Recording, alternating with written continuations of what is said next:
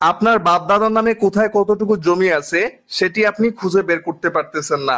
প্রিয় দর্শক, আপনি কিন্তু চাইলে আপনার হাতের মোবাইল দিয়েই আপনার বাপ দাদার নামে কোথায় কতটুকু জমি আছে সেটি আপনি খুঁজে বের করতে পারবেন।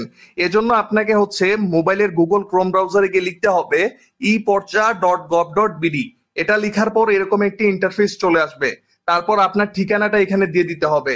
এখানে এই যে বিভাগ দেখতে পাচ্ছেন, বিভাগ দিতে হবে। ধরেন আমরা দিলাম বিভাগ ঢাকা, তারপর জেলা দিতে হবে, তারপর উপজেলা দিতে হবে, তারপর সেই খতিয়ানের ধরন দিতে হবে, তারপর মৌজা সিলেক্ট করতে হবে। আপনি যে জায়গায় আপনার জমিটা আছে ওই মৌজাটা আপনাকে সিলেক্ট করতে হবে। এখানে দিয়ে দিলাম আমরা উত্তর মেরাদি, এরকম মৌজাটা সিলেক্ট করে নিতে হবে।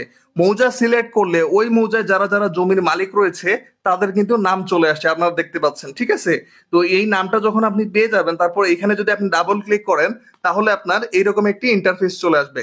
এবং সেখানে কিন্তু আপনার যারা যারা মালিক আছে সবার নাম চলে আসবে। যদি আপনার দাদা, দাদার পরে বাবা হয়, তারপরে চাচা হয়, সবার নাম কিন্তু এই খতিয়ানে চলে আসবে, পাশাপাশি দাগও চলে আসবে।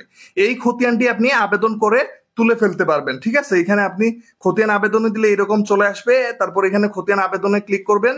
ক্লিক করার পরে আপনি আপনার এই তথ্যগুলা দিয়ে দিবেন, উপজেলা, খতিয়ান, জাতীয় পরিচয়পত্র, জন্ম তারিখ, মোবাইল নাম্বার দিয়ে তারপর একটা ফি আছে 110 টাকা। এই ফিটা দিয়ে যদি আপনি পরবর্তী ধাপে খতিয়ান আবেদন করে দেন তাহলে এই খতিয়ান বা রেকর্ড বা কিন্তু আপনি পেয়ে যাবেন।